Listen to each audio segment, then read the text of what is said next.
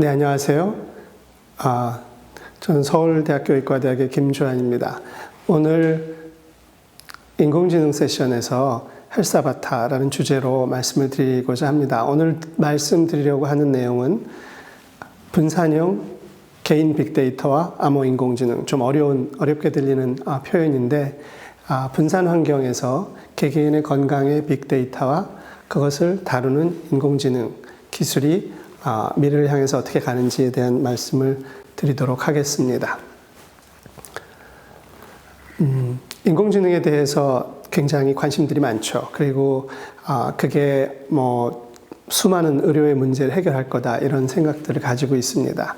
근데 이제 제가 좀 재미있는 슬라이드 2장을 가지고 나왔어요. 그걸 가지고 도대체 현재의 인공지능이 어느 수준에 와 있는가, 그리고 알려져 있는 인공지능이 사실은 어떤 문제점이 있고 어떤 식으로 우리가 이걸 이해해야 되는지 그런 관점에서 좀 재미있는 얘기 2개 갖고 나왔습니다. 첫 번째는 여기 보이시는 것처럼 어느 월스트리트 저널이네요. 월스트리트 저널에서 나오는 동영상을 하나 가지고 왔습니다. 실제로 학회에서 발표된 내용이에요.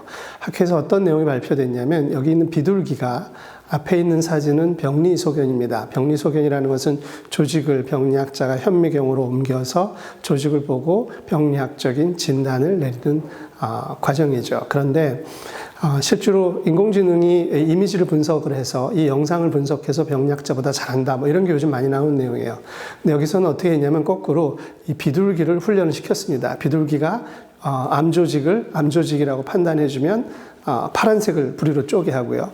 암조직이 아니라고 생각되면 노란색을 부리로 쪼개 하고, 이렇게 하면서 먹이를 준다든가 고전적인 학습 방향을 통해서 학습을 했죠. 그래서 화면에 조직이 보여지고, 그것이 암조직이면 비둘기가 파란색을 쪼개하고 이런 식의 실험을 했습니다.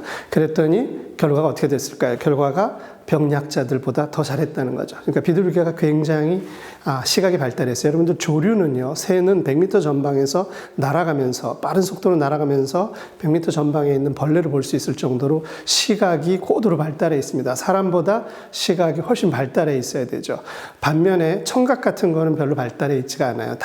굉장히 빠른 속도로 달리는 동물의 입장에서는 소리를 듣는다는 건 그리 큰 도움이 되질 않죠. 그러나 빠르게 움직이려면 시각이 중요해지죠. 그래서 여기 있는 것처럼 비둘기를 초기 훈련시켰더니 여기 정확하게 맞추는 정도였지 않습니까? 그래서 병리소견을 맞추는 게 90도가 넘어갔다. 그래서 이 동영상 한번 보시는 것도 괜찮을 것 같아요. 그래서 현재까지의 인공지능이 대부분 영상이나 또는 시그널 또는 이미지의 데이터에 대해서 판독을 굉장히 잘한다. 그러니까 매우 영리한 게 아닌가, 이런 얘기들을 많이 하지만, 여기서 이제 풍자적으로 비둘기도 한다, 이런 걸 보여주는 겁니다. 그래서 그게 꼭 인공지능이냐, 아니면 여기 잠시 표현을 한 것처럼 단순한 패턴 인식에 관한 거냐, 이런 내용입니다. 즉, 실제로 이 내용을 이해하지 못하지만 패턴의 차이만 가지고 구분하는 것을 패턴 레코그니션, 이렇게 얘기를 합니다.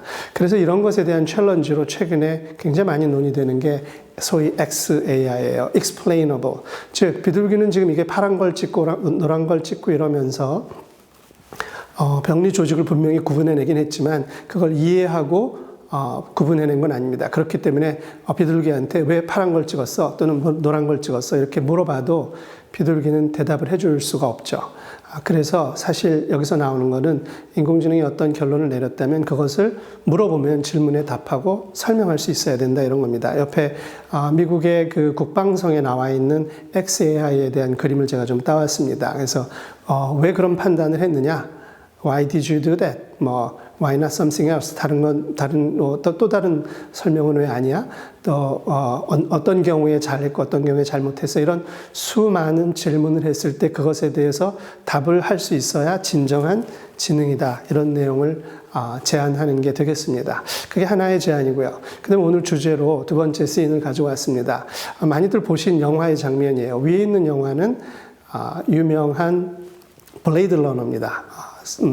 사이버펑크의 거의 효시에 가까운 영화 작품이죠. 블레이드 러너에서는 인공지능으로 인조인간이 만들어집니다. 인조인간이 만들어져서 인조인간과 사람과의 갈등, 로망, 이런 게 펼쳐지는 것이죠. 우리가 흔히 인공지능이라고 하면 이것처럼 인조인간 수준의 전인적, 위에 홀리스틱이라고 썼는데 전인적인 지능에 대해서 얘기를 합니다. 그런데 최근에 여러분들 영화를 많이 보시지만 여기 자비스가 있습니다. 보시면 알겠지만 로버트 다우니 주니어네요. 아이언맨이죠. 아이언맨 수트를 입고 가면은 화면에서 수많은 뭐 글자든 여러 가지 계기판들이 나오죠. 얘네들은 뭘까요? 얘네들이 여러 가지로 도와주잖아요. 아이언맨이 빠르게 날아다니고 싸우고 있을 때 여러 가지 지능적인 조그만 프로그램들이 도와줍니다. 위에 있는 거는 사람처럼 전인적인 지능이라면 아래에 있는 자비스와 같은 것은 소위 파트 인텔리전스, 즉 부분적인 작은 인공지능 또는 에이전트 이런 표현을 씁니다. 그래서 이 각자 한 10개, 20개 되는 수많은 에이전트들이 이 아이언맨을 도와주고 있는 거예요. 그래서 스스로 액티베이션 돼서 서비스를 제공하고 어떤 일을 하라고 도와주고 지능적인 서비스를 제공하고 사라지고 또 주변을 인지해서 스스로 액티베이션 돼서 서비스를 제공하고 사라지는 겁니다. 이 두 가지는 굉장히 다른 인공지능이에요. 오늘 저는 이 내용을 진행하면서 후자에 대한 얘기를 할 겁니다. 즉, 뭐 인간을 대체하는 또는 의사를 대체하는 뭐 인조인간을 만든다 이런 얘기가 아니고 굉장히 다양한 작은 지능적인 프로그램들이 유기적으로 협력을 해서 의사든 환자든 사람을 도와주는 프로그램 이런 내용으로 이야기를 진행할까 해서 이 예를 들고 나왔습니다. 그리고 그것은 설명 가능한 XAI 형식이 돼야 된다. 단순한 패턴 레코그니션만으로는 문제를 다 해결할 수 있는 게 아니다. 뭐 이런 말씀을 드리고자 합니다. 실제 현실의 문제를 좀 한번 예를 들어볼게요. 어느 50대 남성의 고민 이렇게 썼습니다. 여기 있는 것처럼 사람들이 의료에 대해서는 고민들이 많아요. 근데 잘 모른다는 게 문제죠.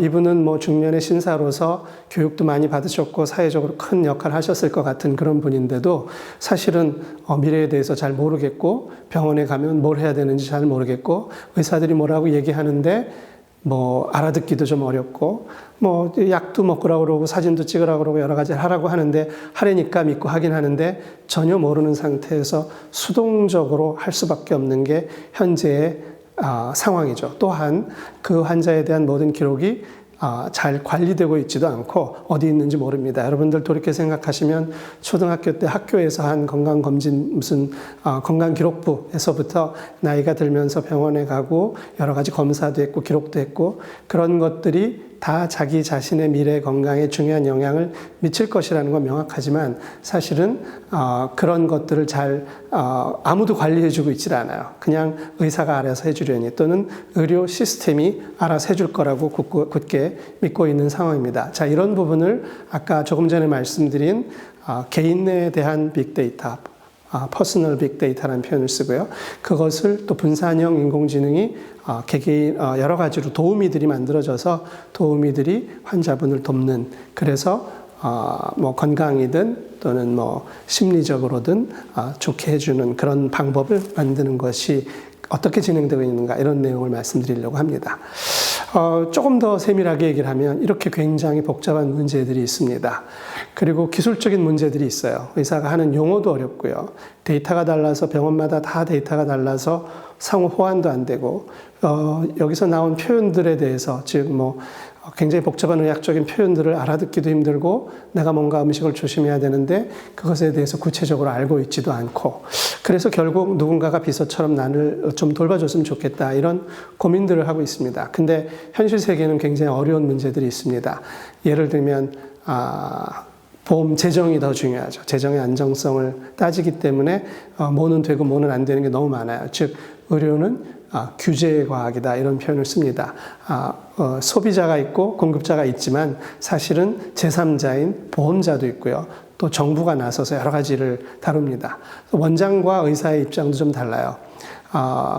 의사는 환자를 위해서 열심히 하지만 그 고용하고 있는 병원 시스템에서 볼 때는 재정적으로 경제적으로 수익에 도움이 안 되면 환자한테 도움이 되는 것도 좀 꺼려할 수 있습니다. 그리고 굉장히 좋은 뭐 인공지능 프로그램이 많다는 그런 얘기는 많이 들리는데 실제로 여러분들 쓰시는 건 없잖아요. 많이 있다고 하지만 사실 사용되고 있는 것은 많지 않습니다.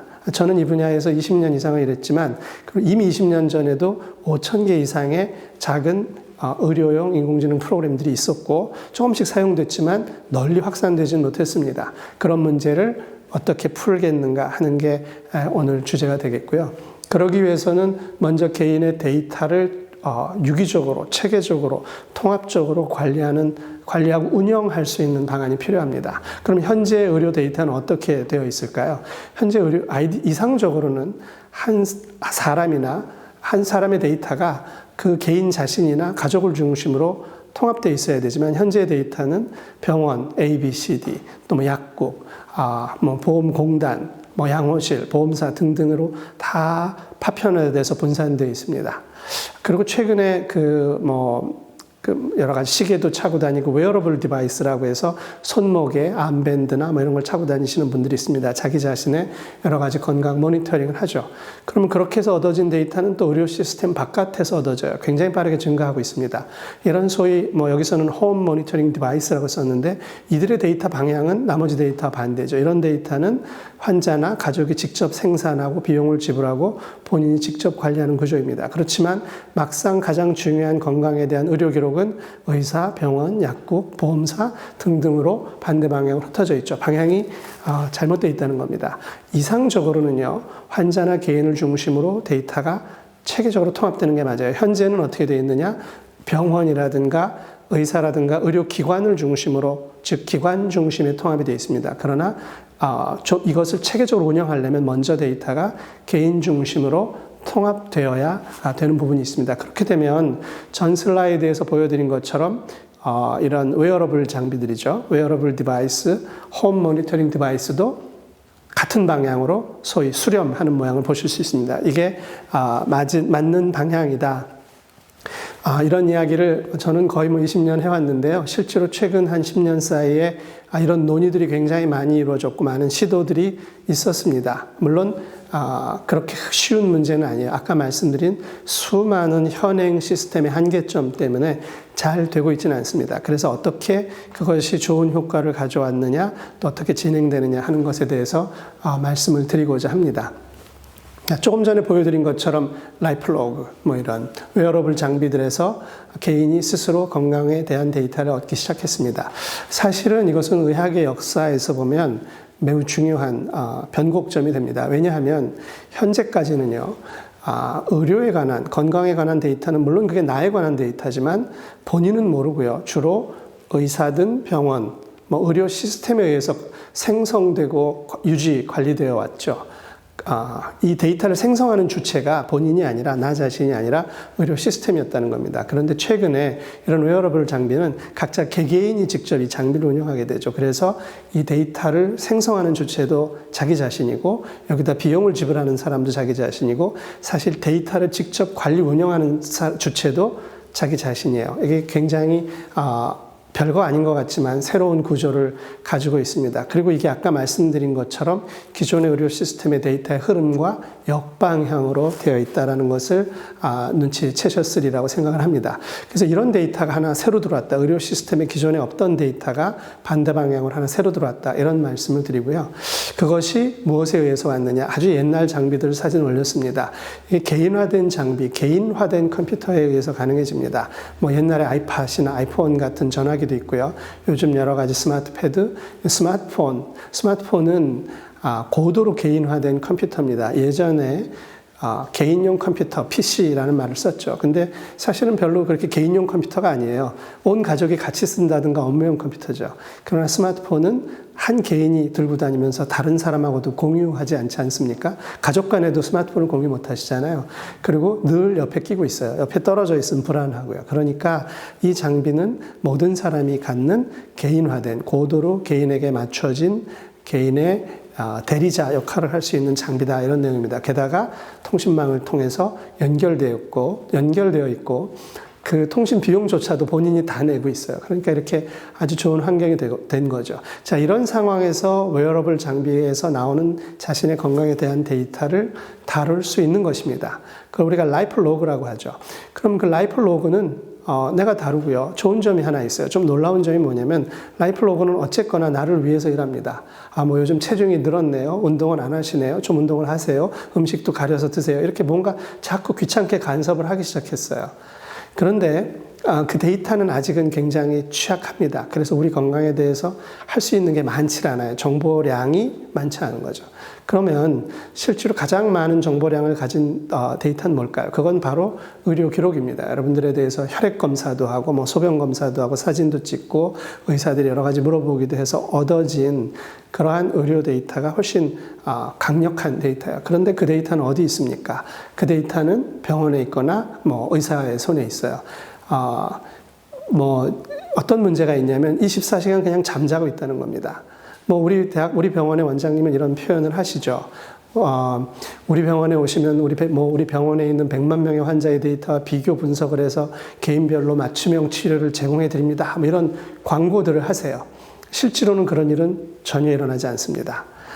실제로는 그냥 그 데이터는 잠들어 있는 거예요. 내가 환자로서 병원을 찾았을 때 그 나의 주치의의 손을 통해서 나를 도와주는 의사 선생님의 손을 통해서 잠깐 데이터가 열려서 나를 위해서 잠깐 일하고 그 다음부터는 다시 잠들어 있는 거죠. 24시간 365일 잠들어 있습니다. 물론 이 데이터를 가지고 여러 가지 데이터 분석을 해서 논문도 쓰고 의학 지식의 발전에도 도움이 됩니다. 그렇지만 중요한 것은 그것은 나의 후세를 위해서 일을 하는 거지 그 데이터가 나 자신을 위해서 일하는 건 아니에요. 위에 라이프 로그는요, 이 데이터가 생성되고 만들어진 다음에 나 자신을 위해서 일하죠. 자, 이게 가장 중요한 부분이 됩니다. 그러면 메디컬 레코드도 의사가 쓸 때는 나 자신을 위해서 일하는데 나머지 24시간 365일 잠들어 있는데 이것을 깨워서 생명을 불어넣고 여기다가 인공지능을 불어넣어서 나를 상시적으로 도와주는 프로그램으로 만들 수 없겠는가 하는 게 우리가 가지고 있는 중요한 챌린지가 된다. 이런 내용이 됩니다. 세 번째로 뭐 잠깐 엉뚱한 얘기를 하나 썼는데 유전자 데이터입니다. 유전체라고 하죠.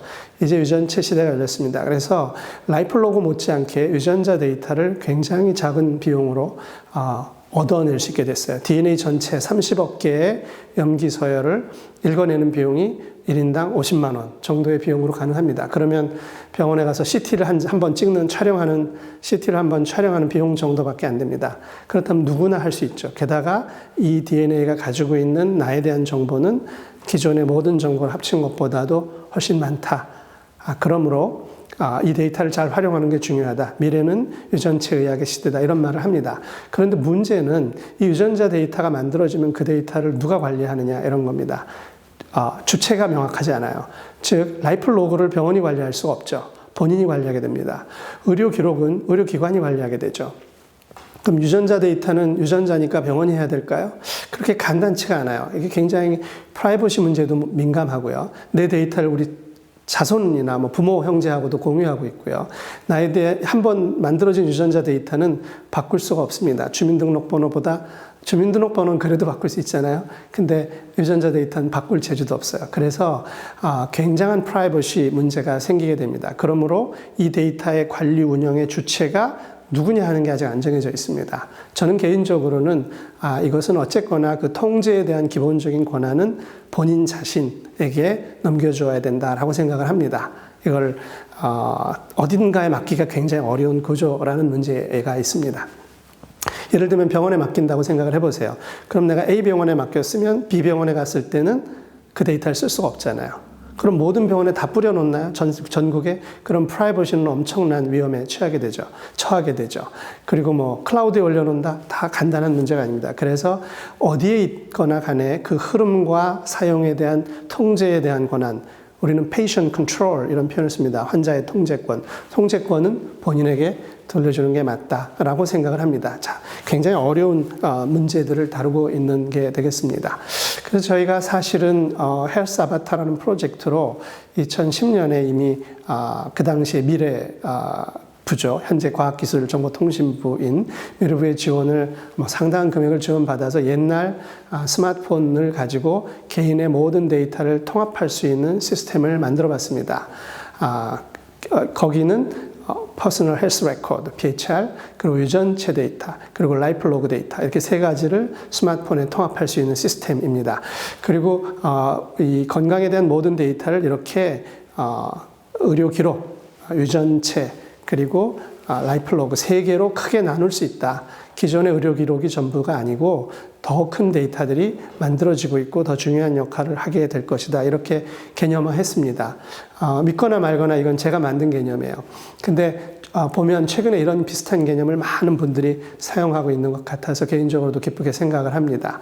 저희 과제는 2017년에 완성이 됐고요. 그 이후에 어떻게 그동안에 나온 여러 가지 빅데이터나 인공지능 기술과 결합해서 어떻게 잘 사용되고 있는지를 좀 소개해 드릴까 합니다. 예전에 조선일보에 나온 그림이네요. 이렇게 헬스 아바타를 만든다고 하니까 기자분께서 이렇게 형상화해 주셨어요. 거기에는 유전자 데이터도 있고 이런 그 라이프 로그 데이터도 있고 나머지는 의료 영상이나 신호나 검사 결과, 약물, 처방 이런 모든 기록, 아까 그 기록의 데이터입니다. 그리고 그런 데이터들을 한 사람을 중심으로 통합하고 가상공간이 이렇게 조그마한네요. 무슨 호리병 같은 가상공간에 내 아바타를 만들게 한 다음에 현실 세계에서 의사, 간호사, 바이오텍, 정보학자 이런 사람들이 평가하고 도와준다 이런 개념으로 기사화된 적이 있습니다. 이것도 굉장히 재미있는 개념이에요. 역시 이렇게 일러스트레이션이 돼주니까 전달하기가 훨씬 좋더라고요. 뒤에 가서 이게 어떻게 개념이 좀 달라지는지는 좀 말씀을 드리겠습니다. 그 다음에 유전자 데이터는 좀 생소하실 것 같아서 제가 그냥 제 예를 한두 개만 보여드릴게요. 저는 2012년경에 제 유전자를 전체를 분석을 했습니다. 그 당시에 한 3천만 원 들었어요. 굉장한 비용이 들죠. 지금은 50만 원이면 됩니다.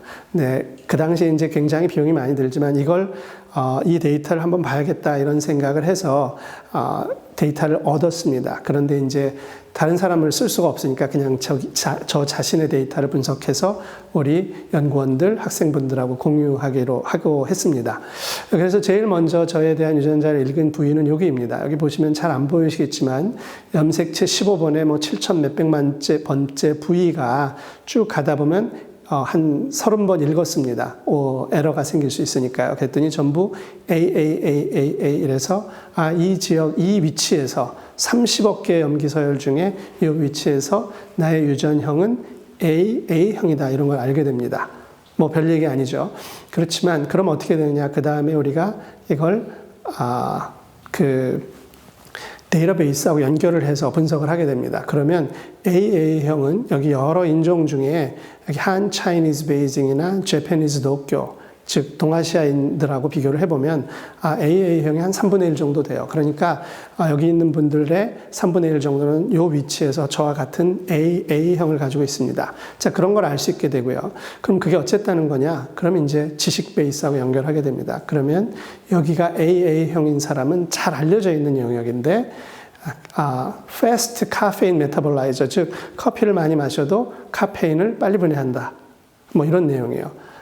그게 또 어쨌다는 거냐 이러실 수도 있어요. 잘 알려져 있고요. 보시면 아주 중요한 의학 저널, 자마라는 의학 저널에 요 위치에입니다. 요 위치는 좀 간에 있는 어떤 효소 체계인데 CYP1A2라는 효소에 있는 위치고요. 이 효소의 유전형이 이 위치에서 AA면 카페인을 빨리 분해해서 커피를 많이 마셔도 심혈관계 질환의 위험률을 높이지 않았다. 이런 연구 결과가 잘 확립되어 있는 겁니다. 그러니까 중요한 사실들을 알게 되죠. 자, 저는 30억 개 중에 오늘 한 개를 갖고 얘기를 합니다. 커피를 다 마셔보시면 누구는 아무리 많이 마셔도 잠을 못 자지 않는, 잠을 잘 자는 사람도 있고요. 예를 들면 저는 10잔을 마셔도 아무 문제 없습니다. 평생. 실제로 제가 패스트 카페인 메타볼라이저라는 게 맞죠. 저는 한 평균 요즘도 서너 잔 정도 매일 마십니다. 그런데 예를 들면 저희 집사람은 오후에는 절대로 커피를 안 마셔요. 왜냐하면 오후에 커피를 마시면 밤에 잠을 설치니까. 자, 이런 사람이 전체의 한 3분의 1 정도 되겠고요. 저같이 카페인을 빨리 분해하는 사람이 3분의 1 정도 되겠죠. 자, 개인마다 다 다르다는 거예요. 커피 하나를 마셔도 사람마다 달라요. 그러면 알코올은 어떨까요? 알코올, 술 주량은 다 다르죠. 누구나 다 알죠. 약은 어떨까요? 약에 대한 반응도 개인마다 다 다릅니다. 너무 당연하죠. 그럼에도 불구하고 그런 걸 고려하지 않고 현재는 그냥 당신은 30대 남자니까 이 약을 드세요. 이 약을 하나를 드세요. 이렇게 처방합니다. 바로 이걸 평균적 의학이라고 하고요. 저희가 말하는 것처럼 유전자나 이런 걸 분석해서 개인의 차이를 고려해서 이 사람은 용량을 줄이고 약의 종류도 조절해주고 하는 것을 개인 맞춤 의학이라고 합니다. 자, 그런 시대로 가는데 가장 중요한 게 유전자 데이터가 된다. 이런 예제로 보여드립니다. 아주 간단한 커피의 예제를 들었지만 실제로 수많은 정보들이 있습니다. 굉장히 많은 정보가 있고요. 아까 알코올 얘기를 잠깐 했는데 알코올에 대해서 관심 있는 분들이 있으실 것 같으니까 조금 말씀을 드릴게요. 술을 드시면 얼굴이 빨갛게 되시는 분이 있잖아요. 많이 있죠, 우리 주변에. 그래서 쭉 분석해 보니까 저는 그렇지 않더라고요. 예, 저는 술을 마시고 얼굴이 빨갛게 된 적이 단 한 번도 없습니다. 오히려 좀 하얗게 되는 편이에요. 근데 보니까 저는 이 알코올 디하이드로제네이즈, 알데하이드 디하이드로제네이즈라고 하는 효소입니다. 여기 있네요. ALDH2. 알데하이드를 빨리 분해해서 알코올이 분해가 돼서 알데하이드가 되고 알데하이드가 다시 초산으로 분해되는 과정이 있습니다. 그 과정에서 알데하이드를 잘 분해하지 못하면 그 대사산물이 몸에 남아서 혈관에 영향을 줘서 얼굴이 빨갛게 되고 심장이 콩콩콩 뛰는 그런 증상을 느낄 수 있게 해줍니다. 그런 사람이 한국에는 한 4명 중에 1명? 또는 3명 중에 1명 있습니다. 다들 느끼시잖아요. 근데 그런데 잘 보다 보니까 여기 이런 표현이 있어요. Asian flush. 여기에 병명이 있더라고요. 자, 이건 잘 알려져 있는 사실입니다. 그럼에도 불구하고, 그 현상에 대해서 아시아 사람들이 얼굴 빨개지죠. 안면 홍조, 아시아 사람들이 얼굴이 빨개지는 현상이라고 되어 있어요. 무슨 얘기냐면, 아까 같은 인종 분포를 한번 보시면요. 이건 유럽인입니다. 유럽인은 없어요. 이 변이가. 또는 유리 아프리칸입니다. 파란색으로 되어 있는 사람들은 이 유전형을 갖고 있지 않아요. 근데 동양인, 아까 말씀드린 한, 차이니즈, 베이징, 재패니즈, 도쿄는 태반이 가지고 있는 거죠. 그러니까 이거는 동양 사람들 술 마시고 얼굴 빨개지는 병이야. 이런 얘기를 하는 겁니다. 자, 이렇게 개인 인종 차이도 대단히 크고 사실은 이것에 따라서 술에 대해서야 많이들 평소에 시연을 해보니까 본인이 잘 알죠. 스스로 알죠. 그래서 그거에 따라서 개인 맞춤형으로 대응을 합니다. 그러나 실제로 약을 쓸 때는, 더 강력한 약을 쓸 때는 개인 차이를 고려하지 않고 조금씩 고려를 하죠. 의사 선생님들께서 알아서 잘 고려를 합니다. 그렇지만 기본적으로는 평균적인 용량을 사용하게 되는 것이죠. 자, 그런 것들을 해결할 수 있는 게 몇 가지가 있겠느냐? 그리고 얼마나 많은 사람한테 영향을 미치겠느냐? 아주 간단히만 말씀을 드릴게요. 수천 가지가 있고요. 모든 사람, 거의 99%의 사람이 다 이런 영향을 받는다라고 보시면 됩니다. 그럼 왜 아직까지 의학에 들어오지 않았느냐? 현재까지는 유전자 데이터가 없었고 그것을 관리하는 체계나 운영하는 시스템이 부족하기 때문입니다. 불과 10여 년 사이에 이런 기술들이 발전을 했고 그것을 여러분들의 스마트폰에 넣고 운영할 수 있는 세상이 됐다. 이런 내용이 되는 거죠. 그래서 여러 가지를 할 수 있었다. 그냥 예제를 넘기고 넘어가도록 하겠습니다. 제가 몇 개 그냥 슬라이드 보여드리고 넘어가고요. 그 다음에 이제, 조금 더 실용적인 문제를 말씀을 드리도록 할게요. 그래서 이렇게 이제 그럼 스마트폰이라는 것과 유전자 또는 웨어러블 장비가 이렇게 궁합이 좋다 이런 생각이 드시잖아요. 왜? 개인화되어 있기 때문에 그렇습니다. 유전자를 공유할 수 없잖아요. 그런가 하면 우리, 가족, 부모, 형제하고는 공유하잖아요. 스마트폰도 다른 사람하고 공유하기 어렵고, 본인의 아주 고도로 개인화되어 있고, 그 다음에, 예를 들면 어린아이는 보호자가 돌봐주는 것처럼 가족 정도에서 아주 긴밀한 관계에서 어느 정도 공유나 도움이 가능하다. 그리고 이것은 완전한 프로그래머블, 유니버설 프로그래머블 머신으로서의 컴퓨터다. 네트워크로 연결되어 있다. 그러므로 우리가 데이터에 관한 것이든 인공지능에 관한 것이든 모든 서비스를 할 수 있다는 것이 명확합니다. 자, 이걸 활용하자는 내용이 되겠습니다. 그런데 이제 그러려면 내 데이터가 곳곳에 흩어져 있고 자기 멋대로 생성되고 다 인포메이션 사일로에 갇혀 있다. 그들의 호환은 어렵다. 이런 문제를 해결해야 됩니다. 그래서 그것을 해결하기 위해서 현재 추진하고 있는 사업은 의료기관끼리 정보를 잘 공유해라 이런 내용입니다. 쉽지 않습니다. 기관들마다 사연이 있고요. 또 어떤 면에서는 경쟁 관계이기도 해요.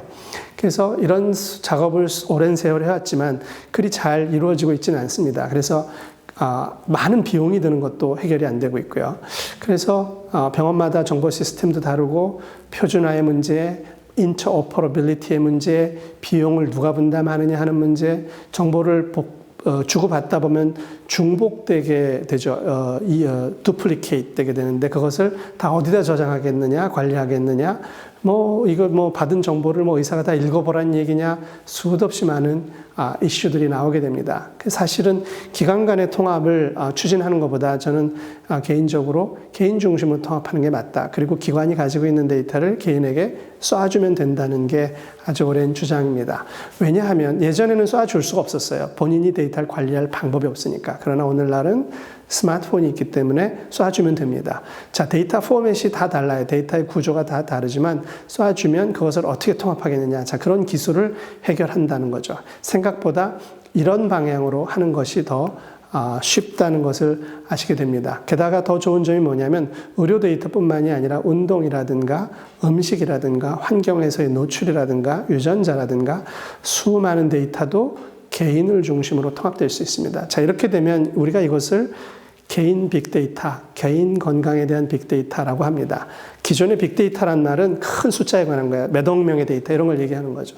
근데 그게 아니라 한 사람에 대한 모든 데이터가 진정한 의료 입장에서는 건강 빅데이터다. 이렇게 저희가 개념화해서 많이 이야기를 하고 다닙니다. 그럼 이렇게 데이터를 정리하게 되면 뭐가 좋냐?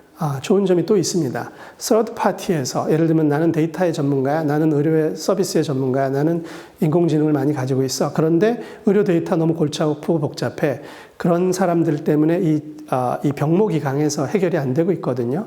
그것을 소위 오픈 이노베이션이라고 그러죠. 개방형 혁신 또는 환자들의 참여 의학의 관점에서 서드 파티가 개인의 데이터에 일관성 있게 접근하는 겁니다. 즉 데이터 단이 잘 정비가 되어 있으면 거기다가 서비스를 제공하는 건 훨씬 쉬운 일이라는 거죠. 왜냐하면 데이터를 다루는 것 자체가 더 어려운 일이기 때문입니다. 그래서 저희가 이런 부분들을 해결을 해서 지능적인 시스템을 만들게 됩니다. 그래서 먼저 만드는 게 IOA3라고 해서 아바타와 에이전트와 앱으로 연결된 분산형 시스템을 만듭니다. 여기서 말씀드린 것처럼 스마트폰에 개인의 모든 의료 기록, 또 유전자 데이터, 라이플로그 데이터를 다 묶어서 하나의 시스템으로 만들고 그 밑에 이것을 운영할 수 있는 플랫폼을 갖추게 돼요. 최근에는 블록체인을 올리게 됩니다. 그리고 여기에 의사 선생님도 있고요.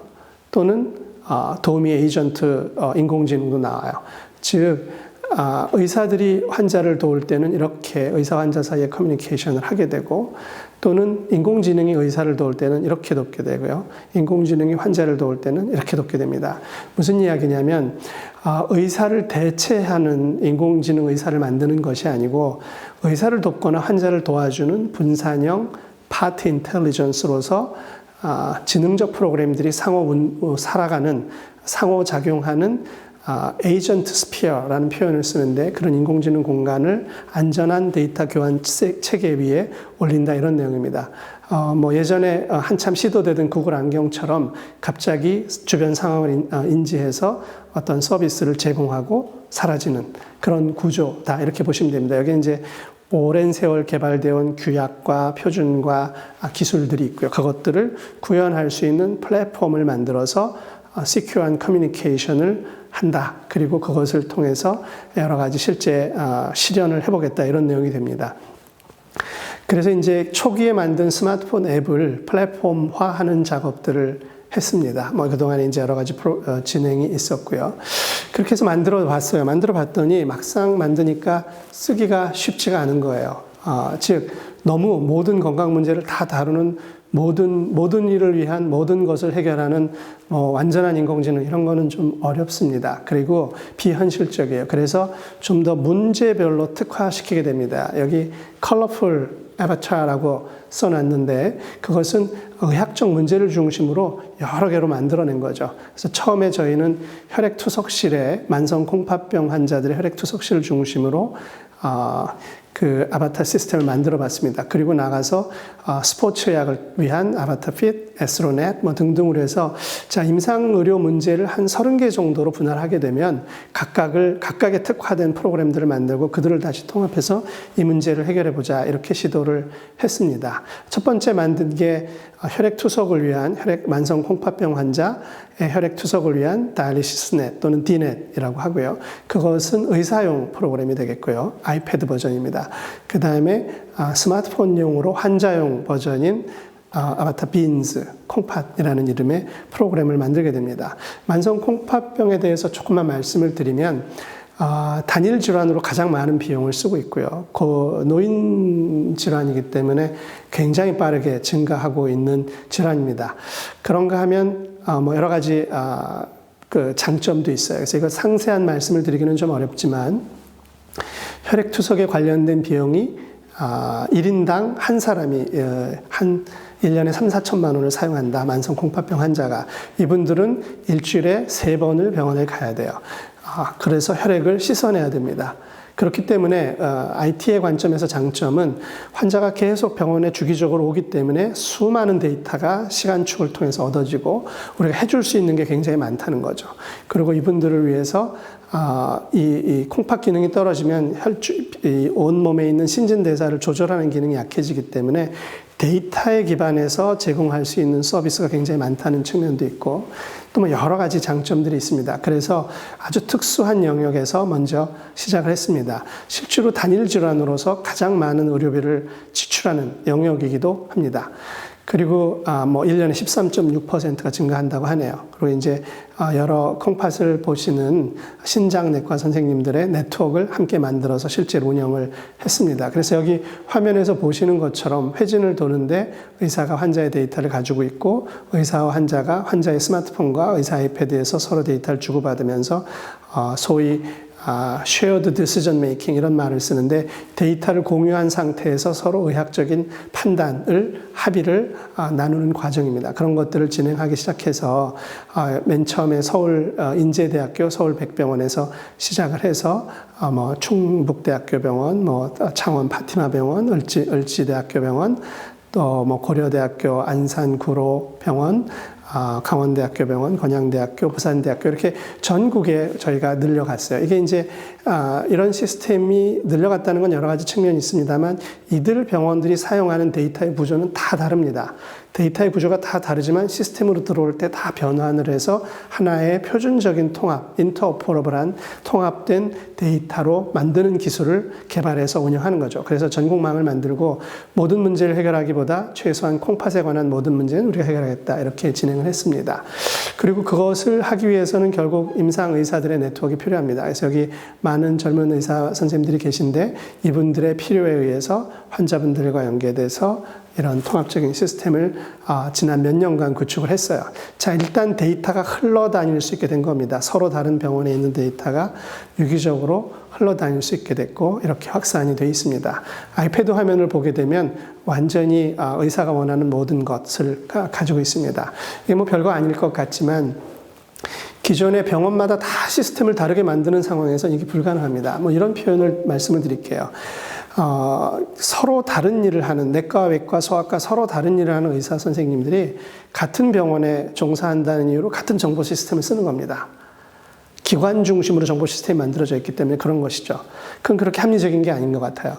정보 시스템은요, 같은 일을 하는 사람들이 같이 쓰는 게 중요하죠.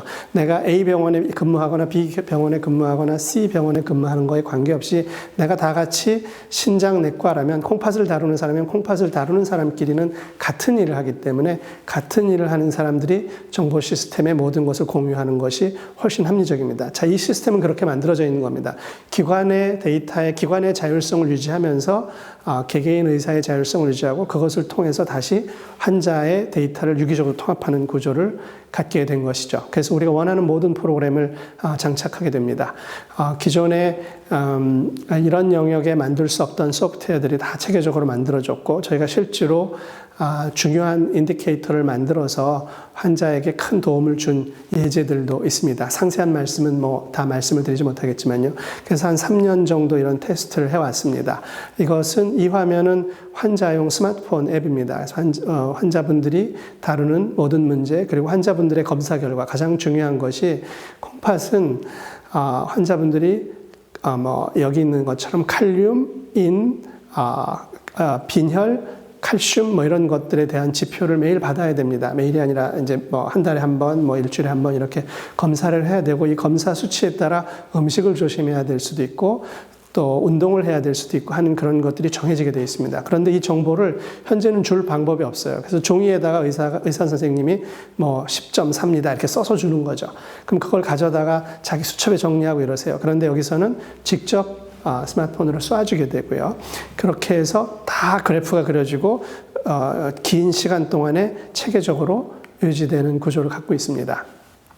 자, 그렇게 돼서 이제 시스템은 만들어졌고, 앞서서 조금 전에 인공지능으로 이 문제를 해결하거나 도와주기 위한 프로그램을 만든다고 얘기했는데, 오늘 여기서 잠깐 말씀드리려고 하는 것은 오픈 이노베이션 플랫폼, 오픈 이노베이션이 가능한, 아까 말씀드린 것처럼 환자의 데이터 단위 정리가 돼 있고, 이런 지능적 프로그램을 가진 서드 파티가 연결될 수 있는 구조를 가졌다는 측면, 그리고 분산형 환경에서 파티 인텔리전스인 에이전트들이 도와줄 수 있는 환경, 그리고 데이터의 안전을 위해서 보장하기 위해서 블록체인 테크놀로지를 사용하는 환경을 말씀드리려고 합니다.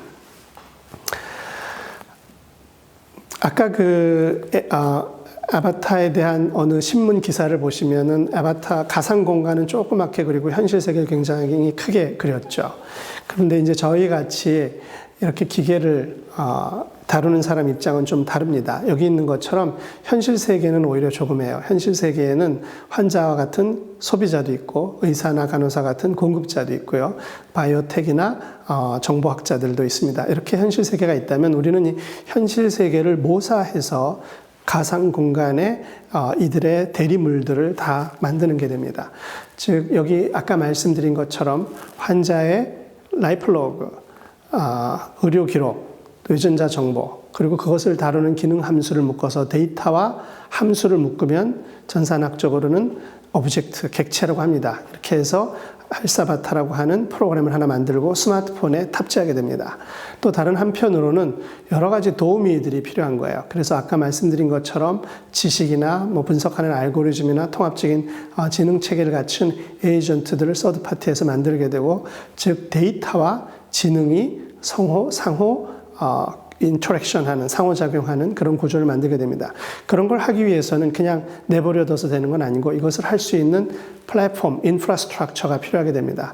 여기에는 굉장히 복잡한 구조들이 있겠습니다만 일반인이 느끼기에는 그냥 하나의 간단한 플랫폼입니다. 그렇게 되면 내가 잠들어 있거나 깨어 있을 때 나의 스마트폰에서 나의 대리인, 나의 대리자, 나의 비서죠. 비서로서의 아바타가 인스탄시에이트, 활성화돼서 로그인하게 됩니다. 또한 이런 아바타들을 돕기 위해서 만들어지는 여러 가지 인공지능 프로그램들도 로그인을 하게 돼요. 그러면 여긴 현실 세계에 대칭된 가상 공간이 만들어지게 되고, 거기 있는 에이전트가 환자의 아바타를 도와줌으로써 이 에이전트가 환자 자신을 도와주게 되는 그런 구조를 갖는 겁니다. 자, 참 설명이 좀 어려울 것 같은데요. 예를 들면 이렇게 얘기를 할 수가 있습니다. 자, 나는 에이전트인데, 나는 도우미 프로그램인데, 어떤 도우미 프로그램이냐면 당신이 당신의 나이, 성별, 과거 진단명 3개를 알려주면 나는 그 데이터를 기반으로 해서 전체 인터넷을 다 뒤져서 당신한테 맞춰진 퍼스널라이즈드 저널, 개인 맞춤형 정보 체계를 만들어서 문건을, 뉴스레터를 하나 만들어서 보름에 한 번씩 당신 사섬에 넣어준 에이전트다, 이런 겁니다. 그렇게 각각의 에이전트들은 고유한 기능을 갖게 되어 있습니다. 그래서 이 에이전트들이 내가 볼 때 이 에이전트가 나한테 도움이 될 것 같아. 그렇게 되면 연결이 되는 거죠. 마치 앱스토어에서 앱을 사는 것과 같은 방법이다라고 생각하시면 됩니다. 그렇게 되면 서비스가 시작이 되고 서비스가 종료될 때까지 모든 모든 시스템은 자동적으로 돌아가게 되는 구조입니다. 이런 구조를 가장 기본적으로 만들게 되고 여기서 에이전트들은 어떻게 만들어지느냐? 아까 말씀드린 것처럼 서드 파티에서 만들어지게 됩니다. 그러면 그것은 굉장히 거창한 알고리즘이냐? 근데 물론 거창하고 전인적인 인공지능을 만들 수도 있죠. 그렇지만 실제로 도움이 되는 것들이라면 아주 간단하지만 도움이 되는 것들도 많습니다. 그래서 일단 이런 플랫폼이 만들어졌기 때문에 우리는 굉장히 표준적인 방법으로 빠른 시간 안에 원하는 프로그램들을 활성화해서 만들 수가 있어요. 지금 보여드리는 이 프로그램은 단 하룻밤 만에 만든 프로그램입니다. 꽤 도움이 돼요. 어떤 특정한 환자분들한테는. 근데 이 프로그램을 만드는 비용이 하루 정도의 노력으로 가능하다는 겁니다. 물론 기존의 지식이 있기 때문에 가능하죠. 어떻게 만들어지느냐? 예를 들면 이런 겁니다. 가장 간단한 예제를 선택한 건데요. 예를 들어서 여기 있는 뇌졸중이 발생할 확률을 예측해주는 프로그램입니다. 이건 실제로 굉장히 좋은 데이터에서 15,000명의 데이터를 대상으로 만들어진 일종의 자가설문 같은 거예요. 자가설문은 많이들 해보시잖아요.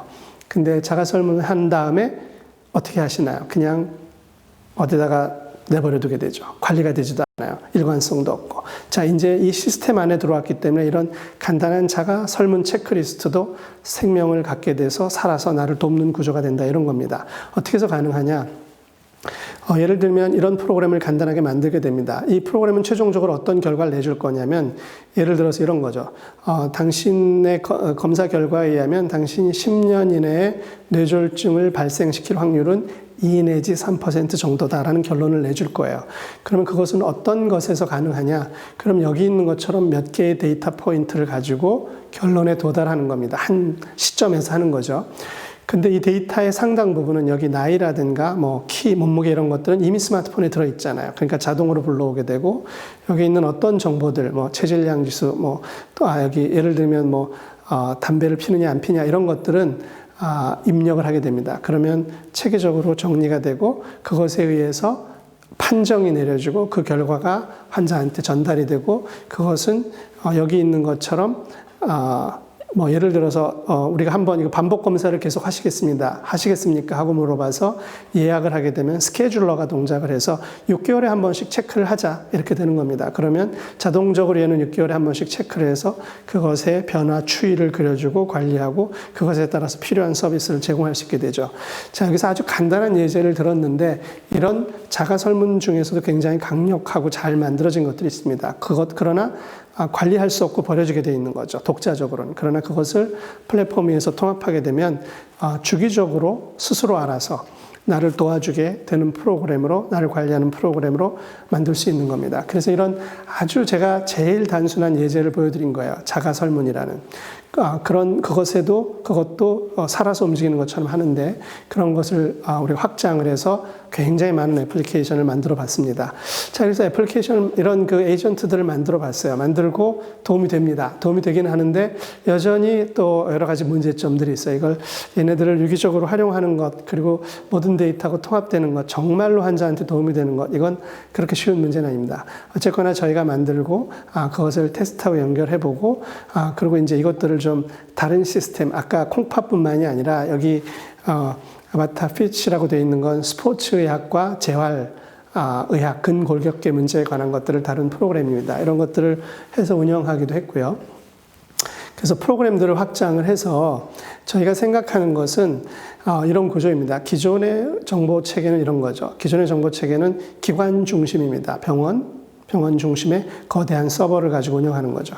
그런데 사실은 그 안에서 일하는 의사들은 서로 다른 일을 하고 있는 거죠. 그래서 그것을 의사에게는 의사 중심의 패러다임도 필요하다. 즉 현재의 정보 체계는 사실은 원장님을 위한, 경영자를 위한 정보 체계이지 별로 환자를 위한 환자 중심도 아니고 의사 중심도 아닙니다. 그래서 저희가 지금 시도하는 것은 의사에게는 의사 중심의 컴퓨팅 패러다임 필요하고 환자에게는 환자 중심의 컴퓨팅 패러다임 필요하고 더 나아가서 지역사회에서 여러 가지 도움을 주는 가정방문 간호사라든가 지역사회 보건 종사자들이 있습니다. 이분들을 위해서는 이분들을 위한 컴퓨팅 패러다임 필요하고 그것들이 유기적으로 연결돼야지 하나의 중앙집중형 시스템으로 문제가 해결되기 어렵다. 이런 시스템을 만드는 게 되겠습니다. 좀 길어졌는데요. 거기다가 블록체인 기술을 조금 얹었어요. 왜 굳이 그런 일을 했느냐. 제가 이런 말씀을 길게 드렸고, 많은 병원에서 사용하고 있다고 말씀을 드렸습니다. 그렇지만 여러 가지 해결이 되지 않은 문제가 아직도 있어요. 예를 들면, 이 시스템에 대한 모든 서비스는 다 무료입니다. 누구도 비용을 내는 사람이 없어요. 왜냐하면 의료 시스템은 좀 재미있게도 보험자가 따로 있고요. 규제가 굉장히 강하다는 문제가 있습니다. 그래서 의료 시스템에서 어떤 누군가가 건강에 도움이 되는 일을 했다고 해서 보험자가 그것에 대해서 보상을 해주진 않아요. 의사가 더 열심히 환자를 봤다고 해서 보상을 해주지도 않고 환자가 더 열심히 건강관리를 했다고 해서 보상을 해주지도 않습니다. 현재는 제도이기 때문에요. 그래서 이것을 해결하기 위해서 블록체인 인프라를 그 밑에 깔고 각각의 행동에 보상을 해주는 체계를 만들어서 운영을 하면 이 시스템이 이제 자기 완결성을 갖게 돼서 널리 퍼질 수 있다라는 게 저희 생각이어서 앱체인이라는 프로그램을 만들게 됩니다. 아주 간략하게만 설명을 드리려고 합니다. 블록체인 기술을 동원하면 현재 시스템의 취약점인 분산형 데이터베이스가 갖는 문제점을 해결할 수가 있습니다. 현재 시스템은 프라이버시를 지키기 위해서 고도로 분산된 시스템이에요. 그러다 보니까 데이터가 중복되고 위변조에 취약하다는 부분이 있습니다. 물론 현재 저희 플랫폼이 이 문제를 다 해결하고 있어요. 그러나 그 해결하는 신뢰를 제공하는 건 저희 플랫폼이 제공하는 거죠. 제가 신뢰를 한 개인이나 한 엔티티가, 하나의 회사가 또는 하나의 기관이 신뢰를 제공한다는 거에는 조금 어려운 부분이 있습니다. 현재는 그렇게 하고 있지만요. 그래서 블록체인을 깔게 되면 이 엔티티들의 이 데이터의 완결성을 보장하는 것이 가능해집니다. 즉 신뢰를 시스템이 제공하게 되는 거죠. 현재는 데이터가 의료기관에서 의사한테 가고 의사에서 환자한테 가고 또 환자를 에이전트가 돕고 이런 구조들로 되어 있습니다. 그런데 이 데이터들은 각각 쏘아준 것이기 때문에 푸시 형식으로 쏜 것이기 때문에 데이터가 리던던트하게 중복적으로 여기저기 흩어져 있는 문제가 있습니다. 이것을 해결하는 가장 기본적인 기술을 블록체인 기술이 제공하고 있죠. 해시 펑션입니다. 그래서 각 모든 트랜잭션, 데이터가 이동하는 모든 트랜잭션의 해시 값만을 저장하게 돼도 우리가 이 데이터의 원본성을 보장할 수 있게 되고, 그렇게 되면 여기 보여드리는 것처럼 시스템을 손쉽게 확장할 수 있는, 그래서 좀 더 강력한 신뢰를 제공할 수 있는 부분이 있고 서드파티의 참여도 확장시킬 수 있는 부분이 있게 됩니다. 즉 블록체인을 통해서 얻는 첫 번째 이득은 기존의 시스템의 여러 가지 문제점, 기술적 문제점을 완전하게 잘 보완을 해준다. 분산형 시스템인 원래 헬스아바타 시스템을 원래 철학이 같은 분산형 시스템인 블록체인 기술이 둘이 아주 궁합이 잘 맞는다. 이런 내용이 되겠습니다. 그럼으로써 데이터에 대한 그 소비자 주권을 지켜주고요. 그리고 중앙 서버 없이 프라이버시를 보호하는 분산 시스템을 만들 수 있는 겁니다. 그리고 다음 슬라이드에서 보여줄 것은 저희가 여기다가 행동에 대한 인센티브 체계를 구축함으로써 에코시스템을 만들어서 활성화, 환자들이나 의사들의 건강 행동을 증진하는 활성화가 가능하다는 점을 말씀드리고자 합니다. 즉 기존의 시스템은 의사와 병원, 환자 이렇게 이루어져 있습니다. 그런데 여기에 대한 보상 체계는 보험자가 하고 있어요. 즉 의사가 아무리 좋은 일을 많이 해도 보상은 동일하게 받습니다. 또 환자가 아무리 좋은 일을 많이 해도 건강에 도움이 되고 전체 헬스케어 시스템에 도움이 되는 일을 해도 보상이 있진 않아요.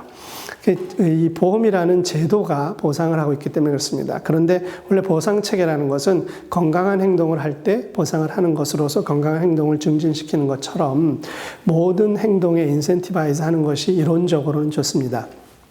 현재 시스템이 그렇지 못한 보험 제3자 지불 제재인 보험 제도이기 때문에 그것을 강화하는 데 블록체인이 큰 역할을 할 수가 있습니다.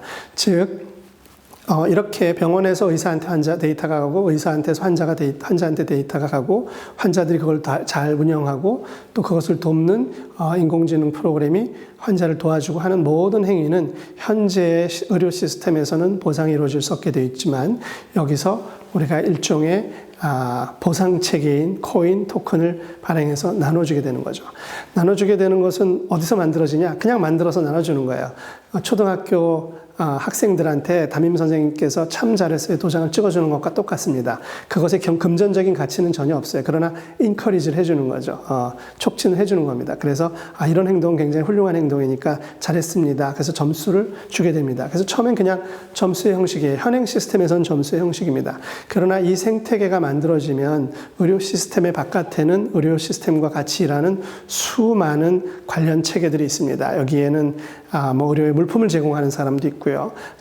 뭐 여러 가지 뭐 장비라든가 시스템이라든가 이런 걸 제공하는 사람들이 있고, 이 사람들은 이 의료 시스템과 어떤 식으로든 연결돼서 일을 하고 있고, 이 사람들의 행동을 촉진하고자 합니다. 그런 분들이 들어오게 될 때는 이 협력 체계가 만들어질 수 있는 거죠. 이런 분들이 들어와서 활동을 하게 되면 그때는 여기서 만들어지는 블록체인의 인센티브 시스템의 토큰을 구매하는 구조가 되게 됩니다. 그렇게 되면 사실은 기존에 의사도 보상을 받고 환자도 보상을 받아서 얻어진 것들, 그것은 사실은 숫자에 불과하고 금전적 가치는 없었지만 이 제3 산업계가 들어오게 됨으로써 그것을 각각 보상할 수 있는 구조를 만들 수 있게 됩니다. 그러므로서 우리가 암호인공지능을 통해서 크립토 이코노미, 암호 경제 체계를 의료 시스템에 만들므로써 기존의 시스템에 큰 변화를 줄 수도 있다. 이런 상상을 해보는 거죠. 아직 실현된 예는 없고요. 아직 시험적으로만 운영되고 있고 많은 사람들이 여러 가지 모색을 하고 있습니다. 그런데 저희가 이제 이런 것을 구현해서 한번 시연하고 있다. 이런 정도까지 말씀을 드림으로써 저희가 그동안에 주로 콩팥 환자를 중심으로 발전시켜온 시스템들이 고도의 분산 환경에서 데이터의 인터오퍼러빌리티를 메타데이터 기술을 가지고 지원하고, 그것을 통해서 환자와 의사들의 의료 시스템에 대한 건강 활동을 참여하는 것을 보장하게 하고, 그 다음에 데이터에 대한 소비자의 주권을 강화하는 시스템을 만드는 시도를 해왔다. 그러므로서 기존의 여러 가지 이해관계가 얽혀 있어서 얼크러진 실타래처럼 풀기 어려운 문제들을 푸는데 개인의 건강 빅데이터 그리고 분산형의 암호인공지능을 통해서 해결해가고 있다. 뭐 이렇게 말씀을 드리고자 합니다. 여기 뭐 몇 가지 제안 뭐 이런 걸 써놨는데요. 기본적으로 개인의 프라이버시를 지키면서 현행의 시스템과 갈등을 일으키지 않으면서 앞으로 미래에 다가올 여러 가지 새로운 데이터를 통합해서 현재의 공급자 의료 시스템 안에 갇혀있는, 병원에 갇혀있는 데이터에 대한 통제에 대한 권한을 환자 자기 자신에게 돌려줌으로써 시스템을 만들 수 있는 기회가 있다. 우리가 그런 일들을 하기 위해서 굉장히 어려운 도전을 하고 있다. 이런 정도의 말씀을 드리고 마치도록 하겠습니다. 감사합니다.